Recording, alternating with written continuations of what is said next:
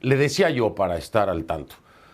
A ver, a Jorge Glass lo estaba buscando la fiscalía quería interrogarlo por algún motivo que todavía no conocemos claramente y obviamente están buscándolo para retenerlo. ¿Quién es Jorge Glass? Fue vicepresidente de Rafael Correa, de Lenín Moreno, desde finales de 2017 estaba cumpliendo 2 sentencias por delitos de asociación ilícita y cohecho agravado, todo esto vinculadas a la trama de sobornos del caso Odebrecht.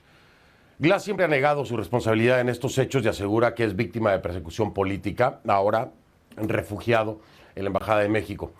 El 28 de noviembre de 2022 es puesto en libertad provisional. Ponga atención, esto es muy importante. ¿Gracias a qué? A un recurso legal, ¿sí?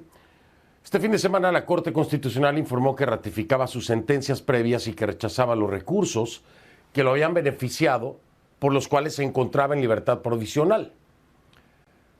Hemos intentado contactar a la defensa del ex vicepresidente sobre su situación legal. Por lo pronto, el Ministerio de Relaciones Exteriores de Ecuador solicitó al gobierno mexicano que explique la razón que utilizó Glass para ingresar en la embajada y aseguró que sería ilícito otorgarle la condición de asilo. A ver, hasta ahora no se ha dado esa solicitud, ¿ok? O sea, no hay ilegalidad porque no se ha pedido por parte de Glass el asilo.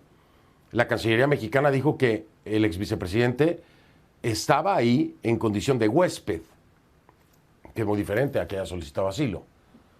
Pero ¿por qué lo reciben como huésped entonces? Bueno, porque dice Glass, justifica, diciendo que tiene temor por su seguridad y libertad personal. Pero anticiparon que en caso de que Glass solicite asilo, lo iban a considerar detenidamente, es decir, no dijeron que lo fueran a negar. Hasta el momento, le digo, no se sabe a ciencia cierta cuáles son las diligencias investigativas que realiza el Ministerio Público, pero tengo información que ahora voy a confirmar. Esta libertad condicional de Glass se habría otorgado por parte de uno de los jueces detenidos durante el operativo Metástasis. Hay que sumar, 1 más 1 es igual a 2, ¿no? Si esto es así, si uno de los jueces detenidos en Metástasis, en el operativo Metástasis, es el que le dio la libertad condicional, pues como que ya sabemos por qué es que se le está buscando a Glass, ¿no? Creo yo. Pero todo esto lo vamos a esclarecer con mi invitada esta noche, si le parece, vamos con ella.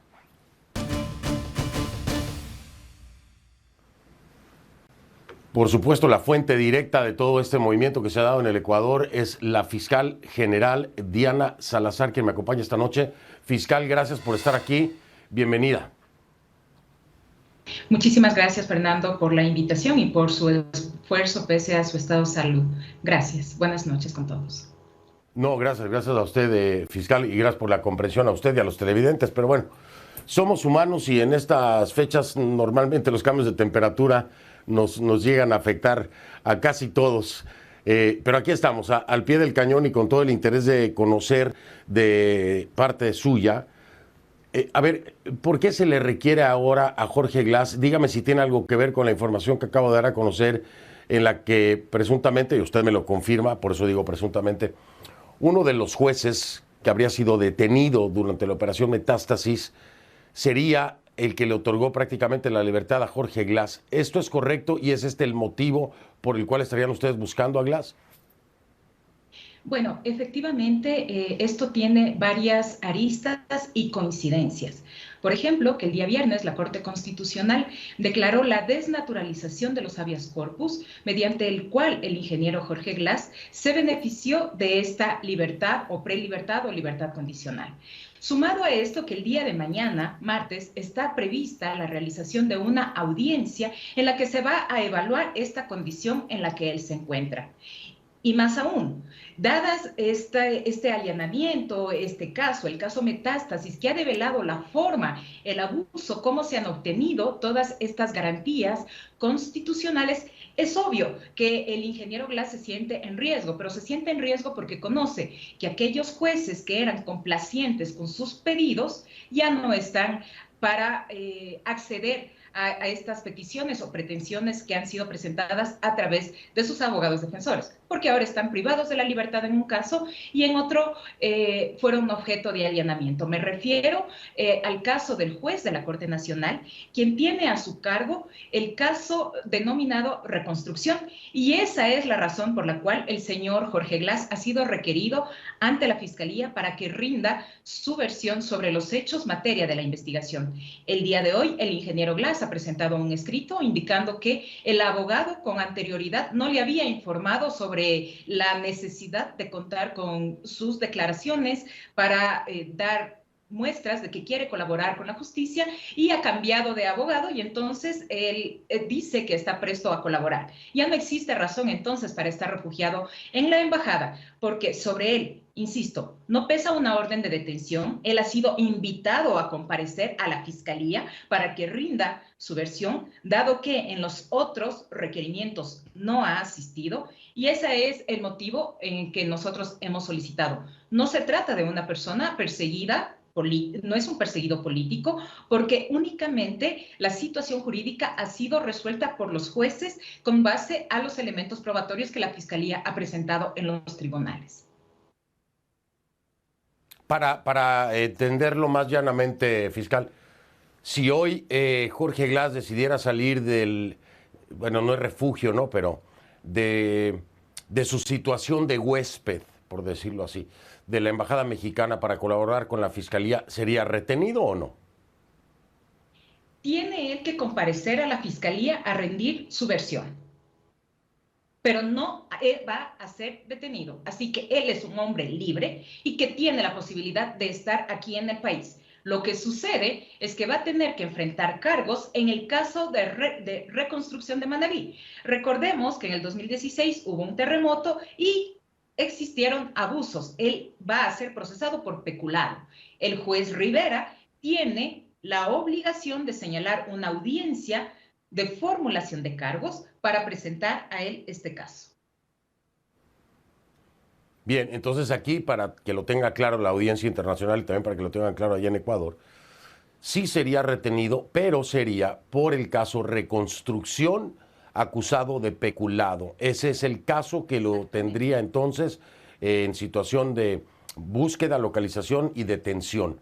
Ese es. El otro sería una colaboración que no tiene por qué ser retenido, estaría en libertad. Son los dos ámbitos en los que ahora Glas estaría involucrado. Solamente una aclaración, Fernando.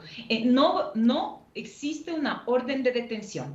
Simplemente existe una figura para invitarlo a que rinda la versión ante la Fiscalía. Bien, bueno, me dice eso, pero al mismo tiempo quiero preguntarle entonces qué hay del caso de la medida cautelar otorgada por Emerson Curipayo. Emerson Curipayo, tengo entendido, es uno de los detenidos en el operativo Metástasis y entonces se habría beneficiado precisamente en su libertad por esta medida cautelar otorgada por Emerson Curipayo. ¿Qué hay de esto, fiscal? Así como fue beneficiado el señor Jorge Glas, 59 personas sobre quienes pesaban sentencias condenatorias también fueron beneficiados de estas decisiones, desnaturalizando la figura del habeas corpus por parte del juez Emerson Curipayo, y que todo el Ecuador, que toda la ciudadanía, la sociedad y la comunidad internacional no lograba entender el porqué de estos fallos. Ahora sabemos con certeza, únicamente respondían al pago de sobornos. Por eso es que este juez dictó estas medidas en favor de los sentenciados. Ahora, aquí acaba de mencionar la palabra clave, porque yo le iba a preguntar, bueno, ¿cuál es el beneficio para el juez Curipayo? Tiene que haber existido algún beneficio, normalmente es dinero que se les paga para que acaben fallando a favor de alguna persona.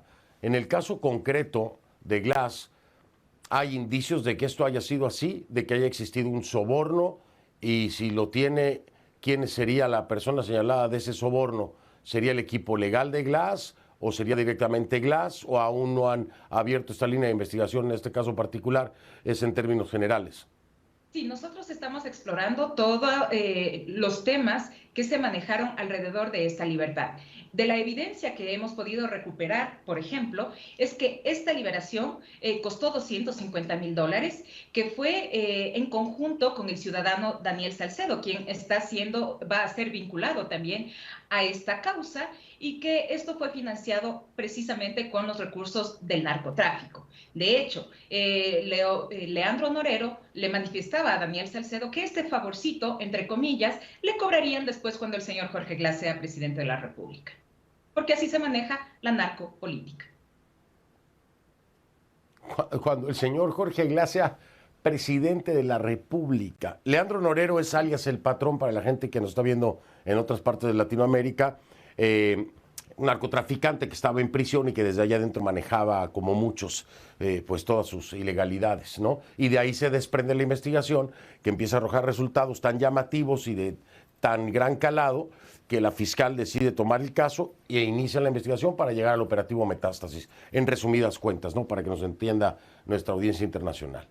Ahora, qué interesante todo lo que me está diciendo. O sea, ya había un plan, entonces, de acuerdo a lo que se hablaba por parte de alias El Patrón, proyectando a Jorge Glass como presidente para poder entonces exculpar y proteger a jueces, etcétera, etcétera, de los que han sido detenidos. ¿Ya había este plan? Sí. A ver, Fernando, debemos ser claros. El temor del ingeniero Jorge Glass es que ya no va a contar con jueces complacientes para acceder a las pretensiones de los abogados, porque aquellos jueces ahora se encuentran privados de la libertad.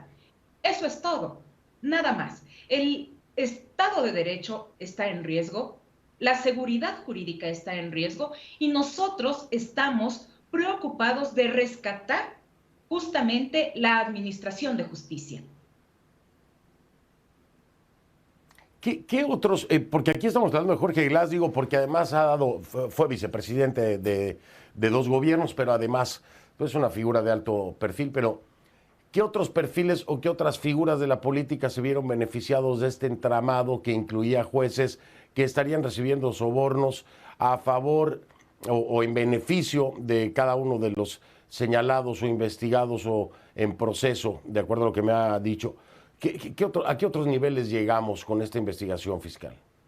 Bueno, se encuentran procesadas en la actualidad 31 personas que tienen relación con la Corte Provincial de Guayas, de Cotopaxi, que también beneficiaban de estos temas, del actual presidente del Consejo de la Judicatura por sus acciones cuando se desempeñaba como juez de la Corte Nacional de Justicia, su asesor, un general de policías desde los investigadores encargados de la investigación de este caso en contra de Leandro Norero por lavado de activos, que cambiaban los partes previa a la revisión de este ciudadano, que lo denominaban alias El Patrón. También se encuentran abogados en el libre ejercicio de la profesión, fiscales, secretarios de judicatura, es decir, ha sido un entramado total sobre los operadores de justicia, porque recordemos que la justicia no solamente recae sobre la fiscalía, también tienen relación los jueces,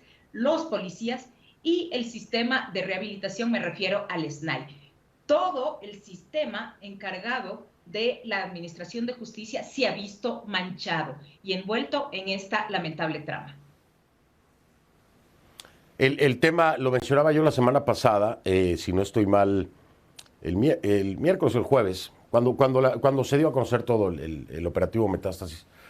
Y decía yo, los ecuatorianos se encuentran en un estado de indefensión en cuanto a la procuración de justicia, porque, bueno, ya hemos visto quiénes están ahí. Es decir, están todos los eslabones de la procuración de justicia señalados en cada ámbito, desde el policía hasta el juez, hasta el fiscal, y bueno, esto era con casos de alto perfil, ¿verdad? Que se conocen, pero aquellos que no conocemos, que no eran de alto perfil, que se vieron afectados, que se vieron sancionados injustamente, ¿están hoy los ecuatorianos, y se lo pregunto, fiscal, no sé el alcance de Metástasis, pero ¿están hoy los ecuatorianos en un estado de indefensión en cuanto a procuración de justicia? Como dice usted, no por la Fiscalía, no por el Ministerio Público, sino por los eslabones de responsabilidad que existen en el propio aparato judicial. Yo creo que este caso da una radiografía de cómo se encuentra el sistema de justicia, pero también nos da la oportunidad de caminar hacia una verdadera depuración, que existan evaluaciones de todos los administradores del sistema, es decir, una evaluación para fiscales, evaluación para defensores públicos, evaluación para los jueces. Pero el problema acá nos deriva a lo siguiente: ¿quiénes son los encargados de evaluarnos? Aquella persona que también formaba parte de esta trama. Entonces, necesitamos depurar como sociedad también. Por eso es que yo he pedido a la ciudadanía que se encuentre vigilante del desarrollo de este proceso. Estamos dando todo el acceso a la ciudadanía para que pueda observar cómo se manejaban estos entramados de corrupción. Y otro punto que también es importante: ¿cuál es el rol o la participación que juegan los medios de comunicación en este tema? Porque es muy importante cómo van orientando a la ciudadanía en favor o en contra de ciertos temas. Lo propio con los temas políticos, porque también vamos a encontrar, por ejemplo, decisiones que eran tomadas desde el legislativo y en beneficio del narcotráfico, y ellos celebraban que, bueno, esta reforma nos va a beneficiar a nosotros.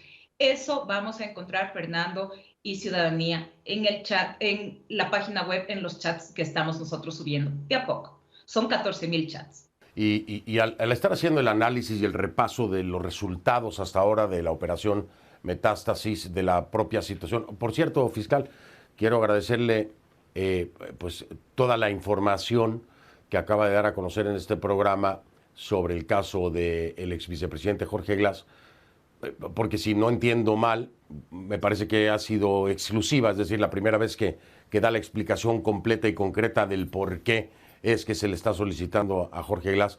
Hasta ahora no quedaba claro y usted lo acaba de hacer en este programa y quiero agradecerle esa deferencia. Muchas gracias por tenerme la confianza y a este equipo de CNN para hacerlo. Le preguntaba yo, fiscal, al ver los resultados y a ver hasta dónde se llega, cuántos poderes del Estado han sido copados por la corrupción, el narcotráfico, el crimen organizado, pues el esquema a mí me apunta a un narcoestado o a un estado fallido. Y yo le pregunto a usted como fiscal, eso es lo que es Ecuador hoy en día, no por el gobierno de Noboa para atrás. ¿Es un estado fallido, un narcoestado? Lamentablemente me atrevería a definir como un narcoestado, porque hemos visto cómo el narcotráfico ha permeado a varias instituciones. Hablar de un Estado fallido sería injusto con quienes nos levantamos y estamos comprometidos con un mejor país, porque hay que dejar sentado: no somos todos los fiscales, no son todos los jueces, no son todos los abogados, no son todos los defensores, no son todos los policías. El caso Metástasis, como le había referido anteriormente, es el inicio de la depuración. Tenemos una radiografía de cómo está la situación, pero es momento de que avancemos, que aunemos esfuerzos para que la justicia prevalezca y que sea un nuevo comienzo. Tenemos esa oportunidad porque no todo está perdido, y yo creo que ese debería ser el mensaje central para toda la sociedad. Esto es, ok, hemos visto hasta el fondo que hemos tocado, pero es el momento de avanzar y de salir con la colaboración y la cooperación de todos los ciudadanos. Esto no es un tema de la fiscal únicamente, o del presidente de la República, o de la Asamblea Nacional, o de la policía, o de la judicatura. Es un problema de todos y que con el apoyo, trabajando coordinadamente, podemos salir adelante. Yo tengo fe en mi país y tengo fe en que lo vamos a hacer. Y fiscal, hablando de este tema, tengo que entrar de lleno en uno que usted sabe me tocó a nivel personal, pero que he venido siendo crítico de la clase política, pero también del trabajo de la Fiscalía y del Ministerio Público. Es el asesinato de Fernando Villavicencio, ya que estamos hablando del narcotráfico, del crimen organizado y a ver, no se ha llegado a puerto con el caso de Fernando Villavicencio. Se asesinaron a los presuntos sicarios en la prisión. No se sabe quiénes son los autores intelectuales. Me acaban de mandar precisamente una manifestación de una de las hijas donde se acaba de aplazar una vez más la audiencia preparatoria de juicio por el asesinato de mi padre, dice, la pasaron para el 6 de febrero. Sí, pero Y se ha en este tratado, punto debemos dividir en siento yo, dos. de invisibilizar el asesinato, no solamente de un candidato a la presidencia, sino de un periodista. ¿Qué pasa con el caso de Fernando Villavicencio? Porque desde ahí tendríamos que retomar entonces el trabajo que se viene haciendo para la Procuración de Justicia. ¿Dónde Por están los autores supuesto. intelectuales? ¿Qué se ha avanzado en esto, fiscal?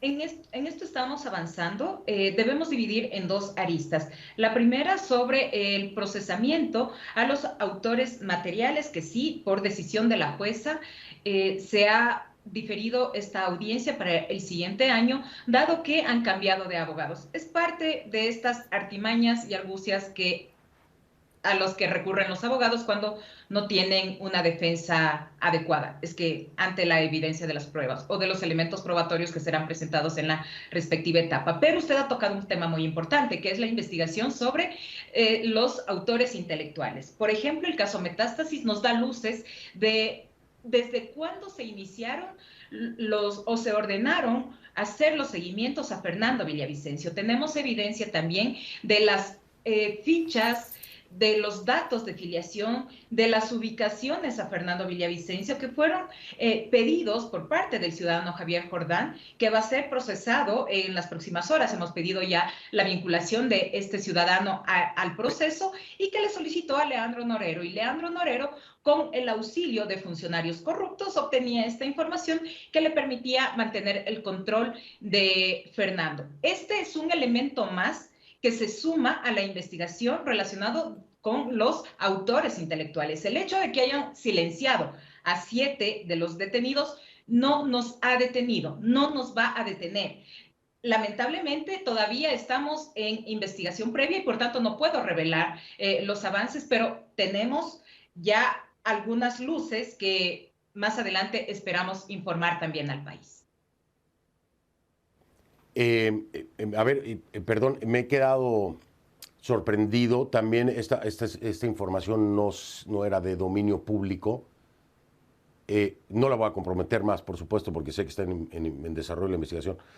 Solo recapitular para que yo lo pueda entender y que lo escuchen en el Ecuador, sobre todo las hijas de mi querido tocayo Fernando Villavicencio y sus familiares. Me dice usted que de Metástasis entonces, del operativo Metástasis, también se está aportando información de los seguimientos a Fernando Villavicencio, desde cuándo se iniciaron, quién los ordenó. Es decir, esto también les está aportando información sobre el asesinato de mi tocayo.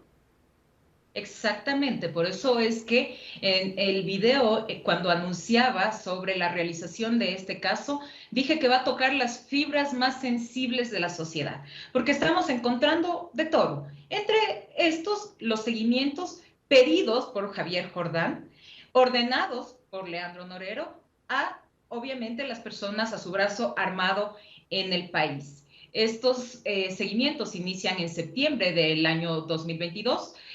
Leandro Norero fue asesinado en octubre del 2022 y pensamos que por esto se cortó esta decisión de silenciar a Fernando Villavicencio y luego lo lograron hacer en este año. Pero como usted bien dice, no puedo adelantar mayores detalles, pero como esto ya forma parte de la instrucción fiscal, es público, la ciudadanía tiene derecho a informar, a ser informada.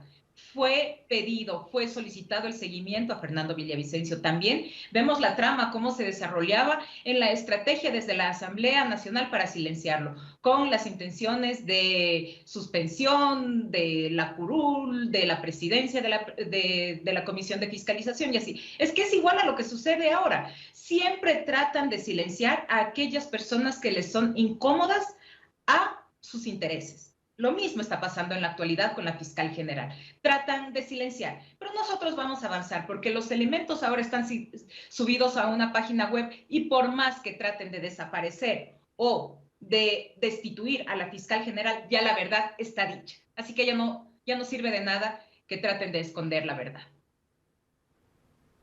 Yo iba a entrar en ese terreno fiscal, pero le soy honesto, revisándolo y consultando con varios juristas, no hay ni siquiera sustento legal para la solicitud de juicio político en contra de la fiscal Diana Salazar y no quería darle fuerza a algo que ni va a pasar, hombre. ni va a pasar, porque no se tiene el es que sustento no tiene jurídico. fuerza, Entonces, pero es que no quise. pero es que no debemos, en cambio, esconder la intención que tienen estos grupos de silenciar a la fiscal. Intentaron con el Consejo, a través del Consejo de la Judicatura, con una supuesta suspensión fuera de sus competencias.